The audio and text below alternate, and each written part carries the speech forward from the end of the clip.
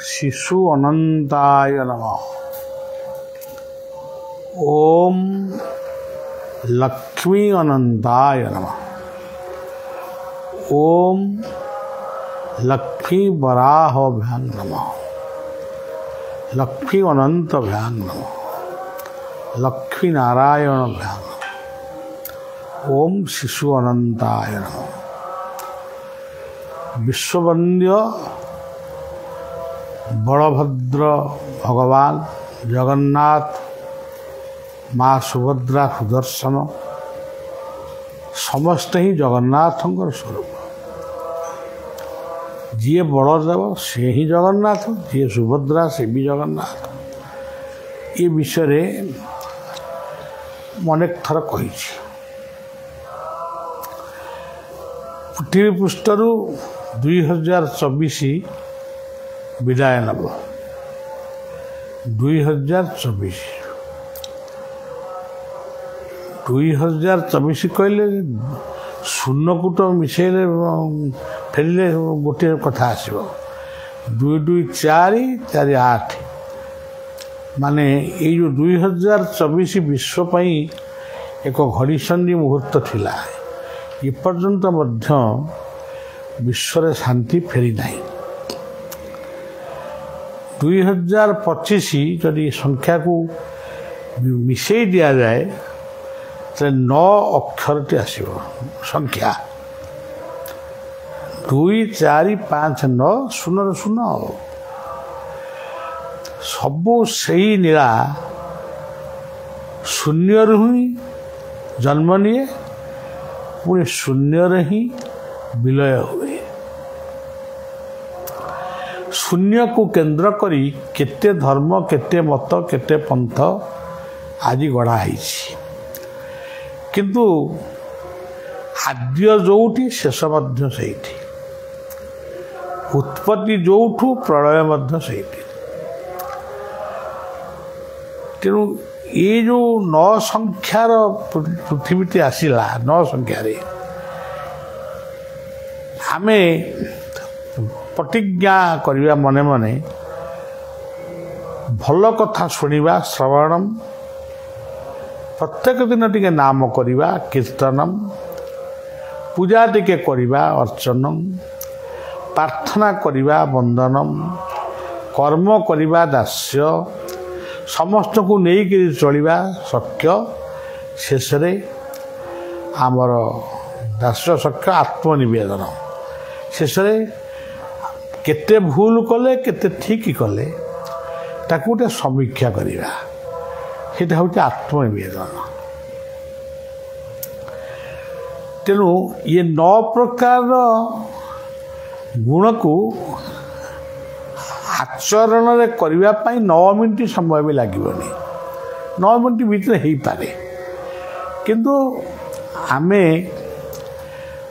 संसार जंजाल, परिवार जंजाल, व्यक्ति जंजाल को केंद्र करी आमे अनेक कथा को टाली दो।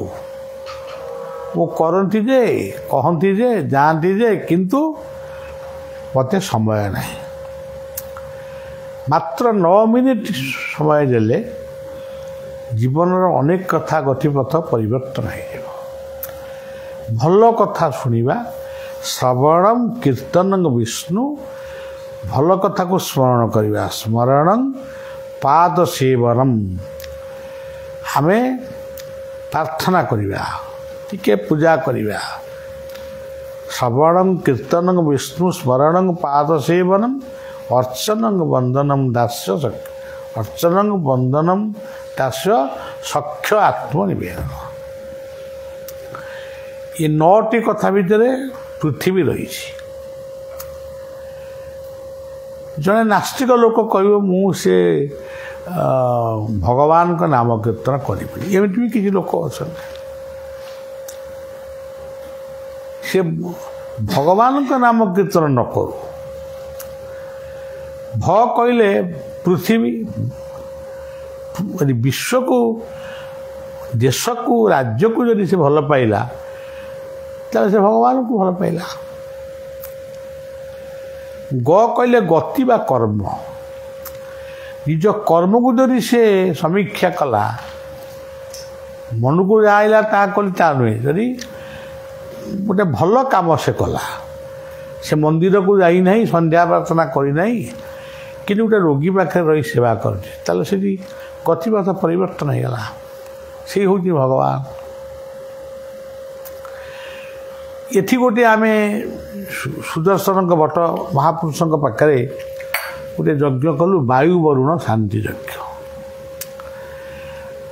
ଯଦି ଆମେ ତ ବାୟୁ ବରୁଣ ଶାନ୍ତି, ବାୟୁ ଆଉ ବରୁଣ ତାକୁ ଶାନ୍ତି କରିପାରିବାନି, କିନ୍ତୁ ଗଛ ଲଗାଇବା, ଜଙ୍ଗଲର ସୁରକ୍ଷା କରିବା, ଦୁର୍ନୀତିମୁକ୍ତ ଗଣତନ୍ତ୍ରକୁ ରକ୍ଷା କରିବା। ଭାରତବର୍ଷ ସ୍ୱାଧୀନ ହେଲେ ବି ଏପର୍ଯ୍ୟନ୍ତ ପରାଧୀନ ଭଳି ଲାଗୁଛି, ମନମୁଖୀ କାର୍ଯ୍ୟ ବି ଅନେକ ଚାଲିଛି। ତେଣୁ ଆମେ ସ୍ୱାଧିକାର ପ୍ରାପ୍ତ ହେଇଛେ, ସ୍ୱାଧୀନ ପତାକା ତଳେ ଆମେ ସମସ୍ତେ ଖାଲି ଜନଗଣ ମନ ଗାଇଦେଲେ ହେବ ନାହିଁ। ଉଦାର ଚୈତନ୍ୟାନ୍ତୁ ବସୁଧୈବ କୁଟୁମ୍ବକମ୍ ସର୍ବେ ଭବନ୍ତୁ ସୁଖୀନ। ଏଇ ନ୍ୟାୟରେ ଆମ ଜୀବନକୁ ଆମେ ଗଠନ କରିବା, ପରିବାରକୁ ଗଠନ କରିବା। ପିଲାଟିଏ ଚଗଲା ହେବା ପୂର୍ବରୁ ତାକୁ ବାରମ୍ବାର ଶାସନ ନ କର। ସ୍ନେହ ମମତା ହେଉଛି ଗୋଟେ ବଡ଼ ଶାସନ। ପ୍ରଥମ ସ୍ନେହ ମମତା ବାତ୍ସଲ୍ୟ, ଏଇ ଶାସନରୁ ତାପରେ କଡ଼ା ଶାସନକୁ ଯିବା। ହଉ ସଜ୍ଜନ, ଅନେକ ଦିନ ବାହାରେ ରହିବା ପରେ ମାତ୍ର କେତୋଟି ଦିନ ପାଇଁ ଆଶ୍ରମକୁ ଆମେ ଆସିଛୁ। ବର୍ତ୍ତମାନ ତଥାପି 9 ତାରିଖ ପର୍ଯ୍ୟନ୍ତ ଆଶ୍ରମ ଚଳଚଞ୍ଚଳ ହିଁ ରହିବ। କିନ୍ତୁ 1 ତାରିଖ ଆସିନାହିଁ, ନୂଆ ମସିହାର ପ୍ରଥମ ଦିନ ଆସିନାହିଁ। ପୁରୀରେ ଲୋକ ମୂର୍ଚ୍ଛା ଗଲେଣି। ବଳିଆ ଅନେକ ଥର ଶ୍ରୀକ୍ଷେତ୍ର ଯାଏ, ସବୁବେଳେ ପ୍ରାୟ ମନଟା ସେଇଠି ଥାଏ। ନୀଳଚକ୍ରଙ୍କ ଦର୍ଶନରେ ମନକୁ ଯଦି ନିବିଷ୍ଟ କରିବା, ସେ ଦୁଃଖଟା ଆଖିର ଲୁହ ଛୁଟାଇ ଯଦି ଫୁଟାଇ ପାର ହସ, ଆଜିର କଳି ଯିବ ମଉଳି ଭିତରି ଯିବ ବାସ। ଯଦି କେବଳ ଆମେ ଯାଇପାରିଲୁନି, ଏତେ ଲମ୍ବା ଧାଡ଼ିରେ ଯାଇପାରିଲୁନି, ନୀଳଚକ୍ରକୁ ଦର୍ଶନ କଲୁ, ସମୁଦ୍ରକୁ ଦର୍ଶନ କଲୁ, ଆମ କଥା ତାଙ୍କ ପାଖରେ ପହଞ୍ଚିଯିବ। ଅଯଥାରେ ଅନେକ ଲୋକ ଠେଲା ପେଲା ଇତ୍ୟାଦି ହେଇ କିଏ ମୂର୍ଚ୍ଛା ଯାଉଛି। ଆମେ ଯଦି ନିଜକୁ ମାନେ ସଂଯମିତ ନ ହେବା, ତାହେଲେ ଆମକୁ ପ୍ରଶାସନ ଶାସନ ବିରୋଧ ଏମାନେ କ'ଣ ଆମର ଆମକୁ କେମିତି ଶାସନ କରିବେ?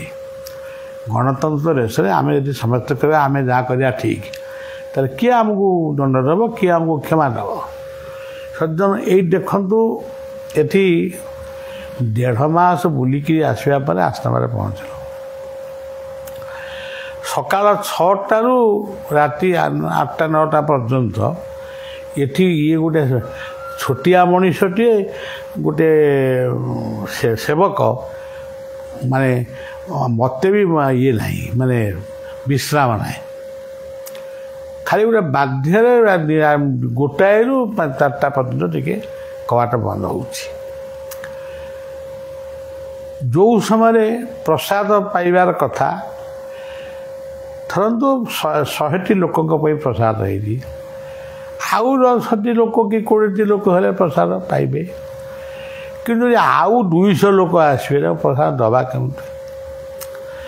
ଯଦି ପ୍ରସାଦ ଦିଆ ନଗଲା, ତାହେଲେ ସେମାନେ କହିବେ ଶିଶୁ ଅନନ୍ତଙ୍କ ଆଶ୍ରମରେ ପ୍ରସାଦ ଦେବାକୁ ଆମକୁ ମନା କଲେ। ତେଣୁ ସଜ୍ଜନ, ସମୟାନୁବର୍ତ୍ତିତାକୁ ରଖନ୍ତୁ। ସମୟାନୁବର୍ତ୍ତିତା, ଏଇ ବାଟ ଦେଇ ଲୋକ ପ୍ରଥମେ ଯିବେ ଶାରଦାଙ୍କ ପାଖକୁ, ତାପରେ ଯିବେ ଗୋରକ୍ଷନାଥଙ୍କ ପାଖକୁ। ସେଇ ଶାରଦାଙ୍କ ପାଖକୁ ଯିବା ପୂର୍ବରୁ ବିଲମା ଶାରଦା ଅଛନ୍ତି, ତାଙ୍କ ପାଖକୁ କେହି ଯିବାର ନାହିଁ। ଏବଂ ସବୁ କାମ ସାରି ଠିକ୍ ଗୋଟାଏ ବେଳକୁ ଶାରଳାଙ୍କ ପାଖରେ ବି ପ୍ରସାଦ ମିଳୁଛି, ଗୋରଖନାଥଙ୍କ ପାଖରେ ମିଳୁଛି, କେଉଁଠି କିଛି ନାହିଁ। ଗୋଟାଏ ବେଳକୁ ଆସିକି ଆଶ୍ରମରେ ପହଞ୍ଚିବେ। ଆମେ କେମିତି କ'ଣ ତାକୁ ମାନେ ମ୍ୟାନେଜ୍ କରିବୁ ସିଏ ଗୋଟେ ଚିନ୍ତାର ବିଷୟ ହେଇଗଲାଣି। କିନ୍ତୁ ଆମେ ଲୋକପ୍ରିୟ ଲୋକ ଆସିଲେ ହିଁ ଆମେ ଖୁସି ହଉ। କିନ୍ତୁ ଟିକେ ସମୟକୁ ସମ୍ମାନ ଦିଅନ୍ତୁ, ଏତିକି କେବଳ ନିବେଦନ କରୁଛି।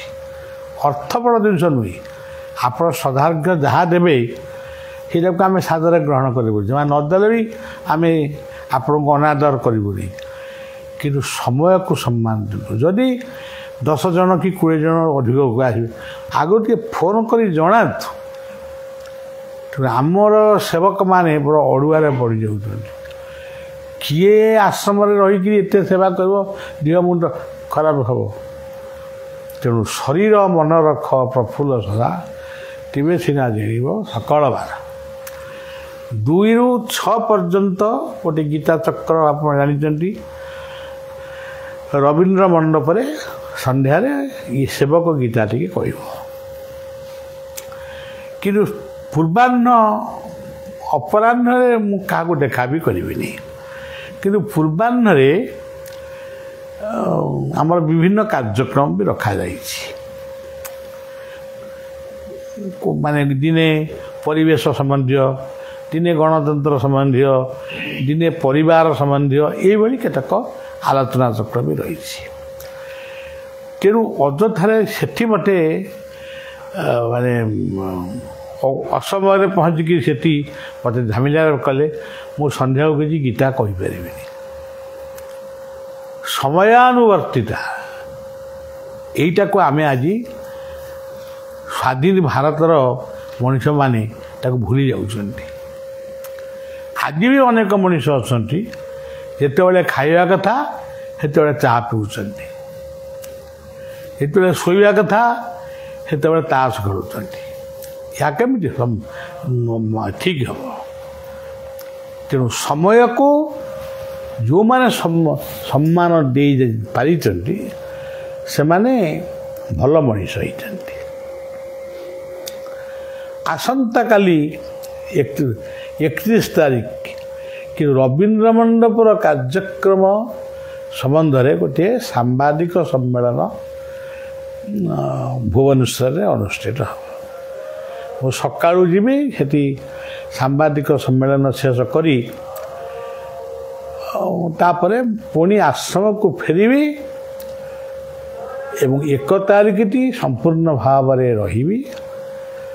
ଯେଉଁମାନେ ଆସିବାକୁ ଚାହିଁବେ ଆସନ୍ତୁ, କିନ୍ତୁ ସମୟାନୁବର୍ତ୍ତିତାକୁ ମନେ ରଖିବେ।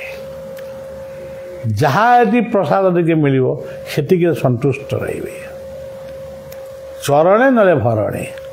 ଆମେ ଯଦି ସବୁବେଳେ ଭରଣେ ଖୋଜିବା ତାହେଲେ ଚରଣଟା ଦୂରେଇ ଯିବ ଆମଠାରୁ।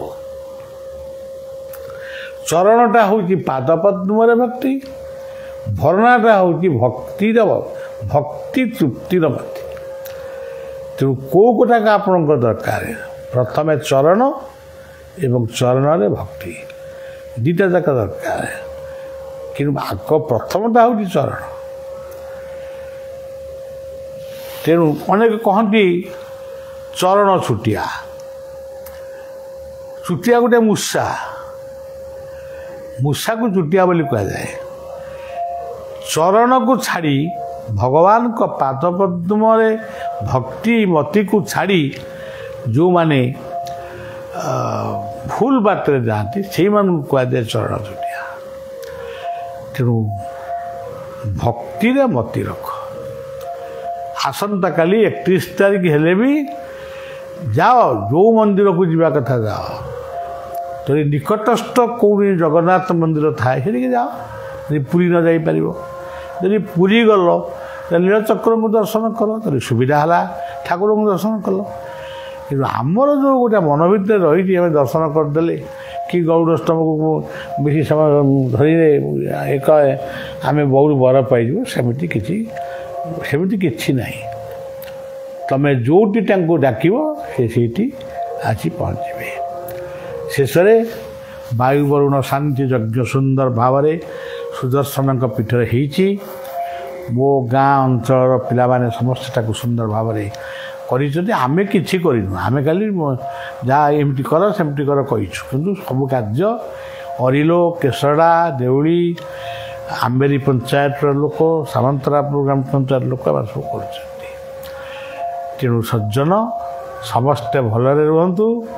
ଏ 2025ଟି ନୂତନ ମସିହାଟି କେମିତି ନୂଆ ପ୍ରେରଣା ନେଇ ନୂଆ ଉଦ୍ଭାବନକୁ ନେଇ ଆଗକୁ ଯିବ ସେଥିପାଇଁ ପ୍ରାର୍ଥନା କରନ୍ତୁ। ଏଠି କହି ମୋ କଥାକୁ ବିଶ୍ରାମ ଦେଉଛି। ପୁଣି କାଲି ମଧ୍ୟ ମୁଁ ଲାଇଭ୍ କରିବି, କିନ୍ତୁ କାଲି ଜଣେଇବି। ଆଉ ପରଦିନ ଠାରୁ ଆପଣମାନେ କ'ଣ କରିବେ କ'ଣ ନ କରିବେ ସେଇଟା 1 ତାରିଖ ପାଇଁ ମୁଁ କହିବି। ଏଠିକୁ ରହୁଛି। ଜୟ ଗୁରୁ, ଜୟ ଜଗନ୍ନାଥ।